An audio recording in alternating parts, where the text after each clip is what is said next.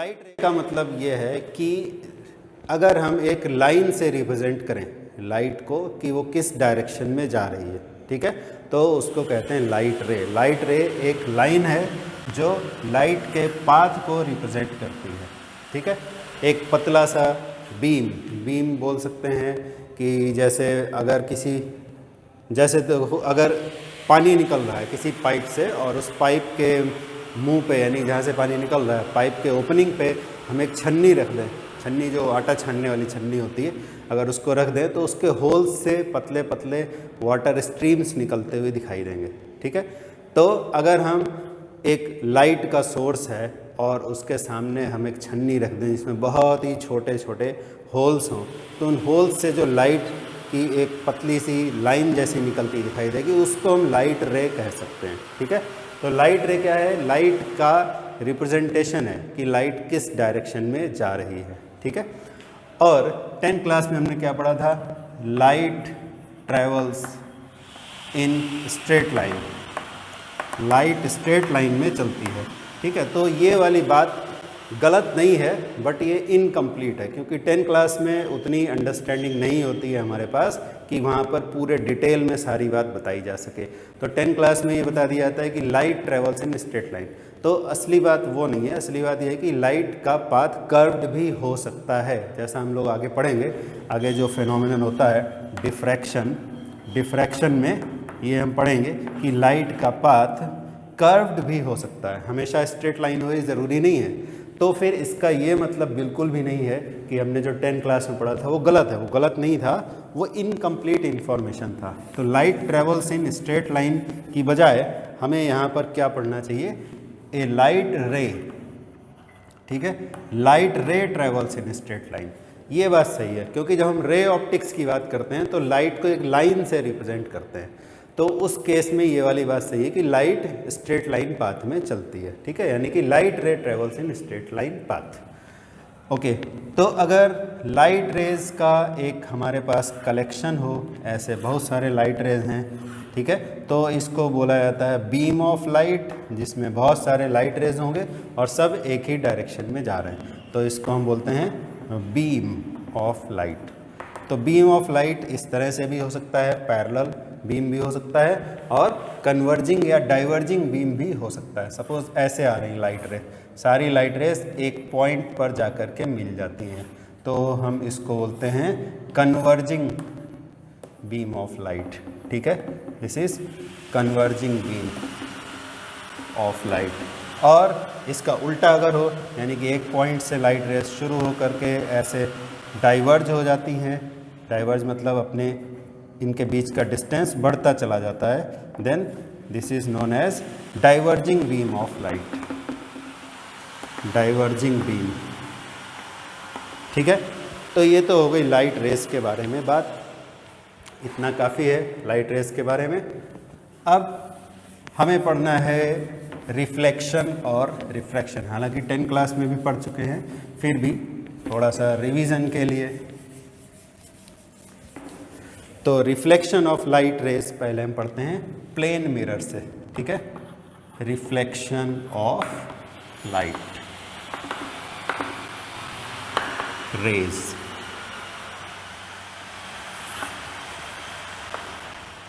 तो reflection of light rays पढ़ेंगे हम पहले प्लेन मिरर से, ठीक है। अब यहाँ सबसे इम्पॉर्टेंट बात है कि मिरर क्या चीज़ है, what is a mirror, mirror किसको बोलते हैं, ठीक है, any idea what is a mirror? Mirror किसको बोला जाता है, ठीक है। देखो मिरर क्या होता है, एक सरफेस है, ये तुम्हें लाइन दिखाई दे रही है बट ये सरफेस है, कैसे? ऐसे हॉरिजॉन्टल प्लेन में, ये एक सरफेस है, ये सरफेस दो मीडिया को अलग अलग करती है। The surface is separating two media, मतलब ऊपर अलग कोई मीडियम है, नीचे अलग कोई मीडियम है, ठीक है। तो अगर एक लाइट रे इस मीडियम सरफेस पर, यानी कि ये जो लाइन दिखाई दे रही है ये एक्चुअली सरफेस है, इस पर अगर एक लाइट रे इंसिडेंट होती है और सेम मीडियम में ही वापस चली जाती है, सेम मीडियम में ही वापस चली जाए, मतलब इस सरफेस को पार करके इस साइड नहीं आ सके, इस सरफेस को क्रॉस करके इस साइड नहीं आ सकती, तो हम इस फिनोमिनन को बोलते हैं रिफ्लेक्शन, और ये जो सरफेस है ये सरफेस को कहा जाएगा मिरर। ठीक है, इसको मिरर कहा जाएगा। तो प्लेन मिरर का मतलब क्या है? सरफेस का अगर शेप प्लेन शेप है, जैसे कि फ्लोर है, वॉल है, ये बोर्ड है, ये सभी क्या है? प्लेन सरफेस है। तो अगर इसको हम एक साइड में पॉलिश कर दें, यानी कि रिफ्लेक्टिंग बना दें, रिफ्लेक्टिंग मतलब अगर यहाँ लाइट इंसिडेंट हो और इसी मीडियम में वापस आ जाए तो हम इसको कहेंगे प्लेन मिरर। ठीक है, अगर लाइट दूसरे मीडियम में चली जाती है, सरफेस को पार करके दूसरे मीडियम में चली जाती है, तो that phenomenon is called as refraction and the surface will be known as refracting surface. ठीक है, तो प्लेन मिरर से रिफ्लेक्शन में ज़्यादा कुछ हमें नहीं पढ़ना है, एक दो बातें पढ़नी है। जैसे कि प्लेन मिरर अगर हमारे पास होता, ये प्लेन मिरर है और इधर से अगर लाइट रेस आती हैं तो लाइट रेस इस साइड में पार करके तो जा नहीं सकती ऑब्वियसली, क्योंकि ये रिफ्लेक्टिंग सरफेस है। तो इन लाइट रेस की वजह से जो इमेज बनता है, इमेज का डिस्टेंस अगर मान लो यहाँ पर हमारा ऑब्जेक्ट था और इसका डिस्टेंस था, ऑब्जेक्ट का डिस्टेंस मिरर से था d1, तो इससे जो इमेज बनेगा वो भी सेम डिस्टेंस पर बनेगा, यानी कि जो d1 और d2 हैं ये दोनों बराबर होंगे। ठीक है, ऑब्जेक्ट का डिस्टेंस मिरर से और इमेज का डिस्टेंस मिरर से दोनों इक्वल होंगे। ठीक है, ये प्लेन मिरर की प्रॉपर्टी है। और एक क्वेश्चन आता है प्लेन मिरर से रिलेटेड, वो हमारे सिलेबस में नहीं है बट किसी कॉम्पिटिटिव एग्ज़ाम में आ सकता है, तो उसको देख लेते हैं। वो क्वेश्चन क्या है? Reflection of plane mirror, reflection from plane mirror मान लो ऐसे हुआ। ठीक है, ये दो प्लेन मिरर हमने ऐसे लगा दिए। ठीक है, ये अब चलो पहले एक ही लेते हैं, पहले सिंपल केस ले लिया जाए। ये एक प्लेन रिफ्लेक्टिंग सरफेस है, यानी कि प्लेन मिरर है। इस पर अगर एक लाइट रे इंसिडेंट होती है, ठीक है, ये मान लो लाइट रे आ गई, इसका हमने नाम रख दिया E1। ठीक है, अब इस लाइट रे का जो पॉइंट ऑफ इंसिडेंस है, यानी सरफेस पे जहाँ आकर मिलती है, उस पर एक नॉर्मल बनाया जिसका नाम रख दिया N, तो इससे रिफ्लेक्शन होके इस तरफ लाइट रे आ जाएगी, इसको हमने लिख दिया E2। ठीक है, अगर वेक्टर फॉर्म में लिखें तो मान लो ये E1 कैप है और ये E2 कैप है और ये N कैप। ठीक, N कैप मतलब नॉर्मल का डायरेक्शन, सरफेस के ऊपर नॉर्मल है। तो वेक्टर फॉर्म में अगर इनको लिखा जाए तो एक इम्पॉर्टेंट बात यहाँ से पता चलती है, वो हम यहाँ पे डिस्कस करेंगे। ठीक है, तो एक तो है रिफ्लेक्शन, लॉज ऑफ रिफ्लेक्शन है, वो एक इम्पॉर्टेंट चीज़ है, उसको याद रखना होता है, वो 10 क्लास में पढ़ा है तुमने। तो नॉर्मल के साथ जो इंसिडेंट लाइट रे का एंगल बनता है, okay, this is called incident light रे, जो सरफेस पर आ रही है, और ये रिफ्लेक्शन के बाद वाली है तो इसको बोलते हैं रिफ्लेक्टेड लाइट रे। ये सारी चीज़ें पता ही हैं तुम्हें। और नॉर्मल के साथ जो एंगल बनाया है उसको बोलते हैं एंगल ऑफ रिफ्रैक्शन। तो रिफ्लेक्शन का एक जो लॉ है वो है कि एंगल ऑफ रिफ्लेक्शन और angle of incidence both will be equal. Normal से जो एंगल बनाते हैं इंसिडेंट लाइट रे और रिफ्लेक्टेड लाइट रे, ये एंगल सेम होगा। और दूसरी बात कि incident light ray, reflected light ray and normal all are in same plane, ये हमेशा ही सेम प्लेन में रहते हैं। सेम प्लेन का मतलब सेम फ्लाइट में जा रहे हैं? नहीं, सेम प्लेन का मतलब है जैसे ये बोर्ड का प्लेन है, ज्योमेट्रिकल प्लेन, तीनों लाइंस यानी कि इंसिडेंट लाइट रे, नॉर्मल और रिफ्लेक्टेड लाइट रे, तीनों लाइंस एक ही प्लेन में रहेंगे, यानी बोर्ड के प्लेन में। ऐसा नहीं होगा कि नॉर्मल यहाँ है, इंसिडेंट लाइट रे यहाँ है और रिफ्लेक्टेड लाइट रे ऐसे बोर्ड के प्लेन से बाहर आ जाए, ऐसा नहीं होगा। ठीक है, तो तीनों सेम प्लेन में रहते हैं। वेक्टर फॉर्म में लिखने से क्या पता चलता है वो देखते हैं। ठीक है, सपोज ये हमारे पास एक रिफ्लेक्टिंग सरफेस है और इस पर ये एक इंसिडेंट लाइट रे आई। ठीक है, यहाँ पर आई सपोज, तो इस लाइट रे के अगर हम कंपोनेंट बनाए, ये लाइट रे इधर गई नहीं है, इस तरफ जाना चाहती थी, ठीक, क्योंकि यहाँ रिफ्लेक्टिंग सरफेस आ गई। तो इस लाइट रे के अगर हम कंपोनेंट्स बनाएं, एक कंपोनेंट सरफेस के अलोंग और एक सरफेस के परपेंडिकुलर डायरेक्शन में, ठीक है, तो इस तरफ ये मान लो हमारा पॉजिटिव एक्स डायरेक्शन और यू कैन से ये हमारा आई कैप डायरेक्शन है, तो ये जे कैप डायरेक्शन होगा, ये माइनस जे कैप होगा, ये माइनस ए कैप होगा। तो अगर लाइट रे हमारी थी E1 थी, ये लाइट रे E1 हमने लिखा। इसके अगर कंपोनेंट्स बनाए तो इधर आएगा, मान लो कंपोनेंट आया एक्स आई कैप, और इधर जो कंपोनेंट आया वो आया सपोज वाई जे कैप। तो अगर हम E1 की वैल्यू लिखते हैं तो वो आएगी एक्स आई कैप, ये वेक्टर है एक्स आई कैप, और नीचे की तरफ आ रहा है जे डायरेक्शन में, तो यहाँ लिखेंगे माइनस वाई जे कैप, ठीक है, माइनस वाई जे कैप। ये हमने इंसिडेंट लाइट रे की इक्वेशन लिखी, ठीक है। अब ये लाइट रे इस तरफ आती नहीं है, ये हमने केवल डायरेक्शन इधर लिया है कंपोनेंट बनाने के लिए। ये लाइट रे यहाँ पॉइंट ऑफ इंसिडेंस से रिफ्लेक्ट हो जाती है, मान लो इधर आ गई। तो अब अगर E2 के कंपोनेंट्स बनाते हैं, E2 का x कंपोनेंट तो इसी डायरेक्शन में आ रहा है, लेकिन E2 का y कंपोनेंट अगर देखते हैं तो वो इस डायरेक्शन में आ रहा है। यानी कि रिफ्लेक्टेड लाइट रे और इंसिडेंट लाइट रे के अगर x और y कंपोनेंट्स को कंपेयर करें तो हमें क्या पता चलता है। देखो E2 का भी x कंपोनेंट इधर ही आ रहा है, लेकिन y कंपोनेंट इधर आ रहा है। तो अगर हम E2 के लिए इक्वेशन लिखेंगे, ठीक है, E2 के लिए इक्वेशन लिखेंगे तो क्या मिलेगा, यहाँ लिख लेते हैं E2 के लिए इक्वेशन, तो क्या आएगा एक्स आई कैप माइनस वाई जे कैप, ठीक है, एक्स आई कैप माइनस वाई जे कैप। तो अगर दोनों को कंपेयर करें, इंसिडेंट लाइट रे और रिफ्लेक्टेड लाइट रे की इक्वेशन को कंपेयर करें तो क्या पता चलता है, ठीक है। कंपैरिजन किया, क्या समझ में आया कि जो रिफ्लेक्टेड लाइट रे है और इंसिडेंट लाइट रे, उनके अगर हम x और y कंपोनेंट्स को देखें, ठीक है, x और y कंपोनेंट का मतलब क्या है वो ज़रा ध्यान से समझ लो। x कंपोनेंट का मतलब है रिफ्लेक्टिंग सरफेस के पैरेलल वाला कंपोनेंट, और y कंपोनेंट का मतलब है रिफ्लेक्टिंग सरफेस के नॉर्मल वाला कंपोनेंट, ठीक है। तो अगर दोनों इक्वेशंस को कंपेयर करें, ये इंसिडेंट लाइट रे थी, ये रिफ्लेक्टेड लाइट रे थी, दोनों इक्वेशंस को कंपेयर करें तो क्या पता चलता है कि x कंपोनेंट यानी कि जो सरफेस के पैरेलल वाला कंपोनेंट था उसमें कोई चेंज नहीं होता है, ठीक है। चेंज कहाँ होता है, यहाँ पर गलत लिख दिया है, प्लस वाई होगा, देखो, क्योंकि इसका कंपोनेंट इधर आएगा, ठीक, ओके। तो रिफ्लेक्टेड लाइट रे और इंसिडेंट लाइट रे की इक्वेशन को कंपेयर करते हैं तो पता चलता है कि जो कंपोनेंट सरफेस के पैरेलल था उसमें चेंज नहीं होता है। चेंज कहाँ होता है, जो सरफेस के नॉर्मल वाला कंपोनेंट था।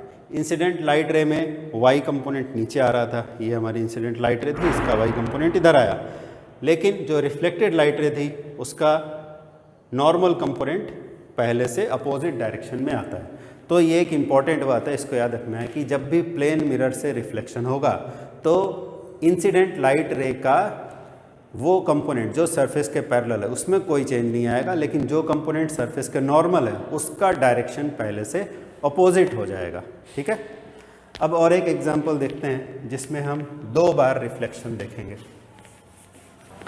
सपोज ऐसे 2 प्लेन मिरर्स हमने रख दिए जो एक दूसरे से परपेंडिकुलर है, 2 प्लेन मिरर्स, ठीक है। इधर से एक लाइट रे आती है, ये एक लाइट रे आ गई, इसका नाम हमने रख दिया E1।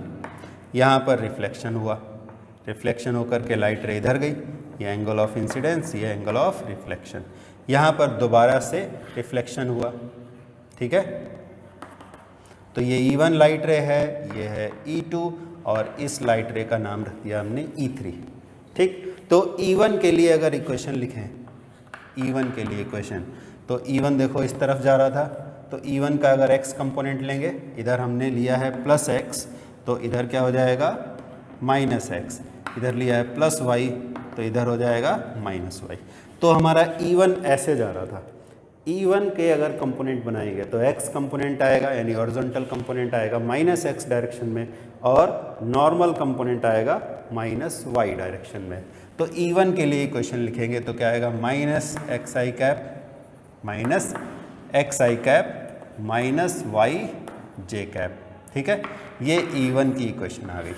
अब E2 की इक्वेशन अगर हम लिखें, E2 की इक्वेशन देखो, E2 ऐसे जा रहा है, तो E2 का अगर x कंपोनेंट बनाएंगे तो वो माइनस x डायरेक्शन में आएगा, और E2 का अगर नॉर्मल कंपोनेंट बनाएंगे तो वो प्लस y डायरेक्शन में आएगा। यानी E2 के लिए इक्वेशन आई माइनस एक्स आई कैप प्लस वाई जे कैप। देखो ये वाली बात जो यहाँ पर कही गई थी, क्या कही गई थी कि सरफेस के अलोंग वाला कंपोनेंट चेंज नहीं होता है, परपेंडिकुलर वाला चेंज हो जाता है, वो बात यहाँ भी देख सकते हैं।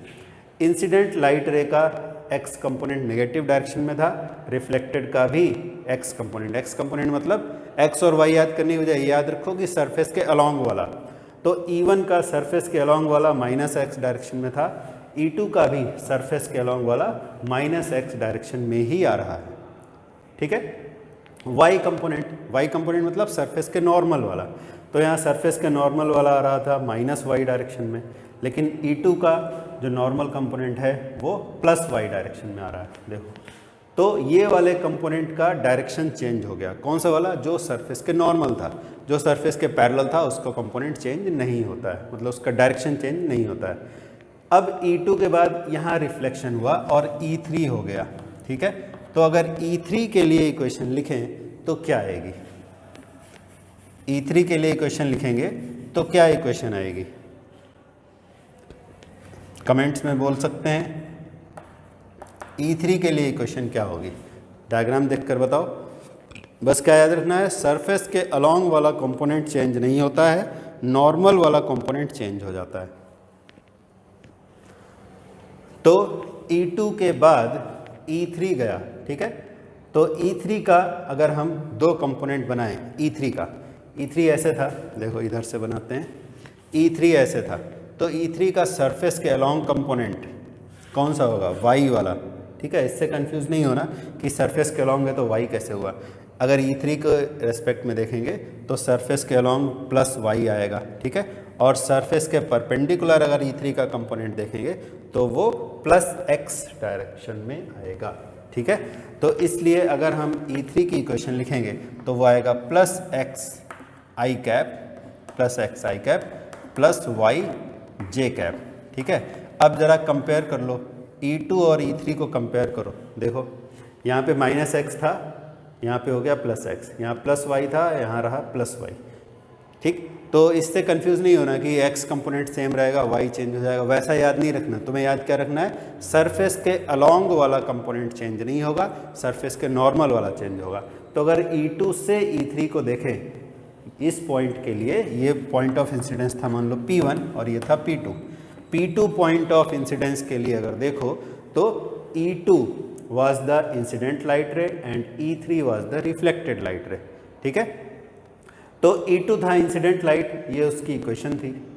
ठीक है, सरफेस के अलोंग, ये P2 पॉइंट के लिए सरफेस के अलोंग का मतलब क्या हुआ? Y component is along the surface and X component is normal to the surface. ठीक है, समझ में आ रही बात? ये वाला जो सरफेस था इसके लिए X था अलोंग द सरफेस और Y था normal to the surface, but ये वाला जो मिरर है उस साइड वाला, उसके लिए Y है along the surface and X है परपेंडिकुलर टू द सरफेस। तो अलोंग द सरफेस वाला कंपोनेंट यानी कि Y में कोई चेंज नहीं हुआ, यहाँ प्लस वाई था, यहाँ भी प्लस वाई है, लेकिन नॉर्मल टू द सरफेस वाला कंपोनेंट इधर था माइनस एक्स, बट E3 के लिए हमने देखा तो इधर आ गया प्लस एक्स, तो नॉर्मल टू द सरफेस वाले का डायरेक्शन चेंज हो गया। ठीक है,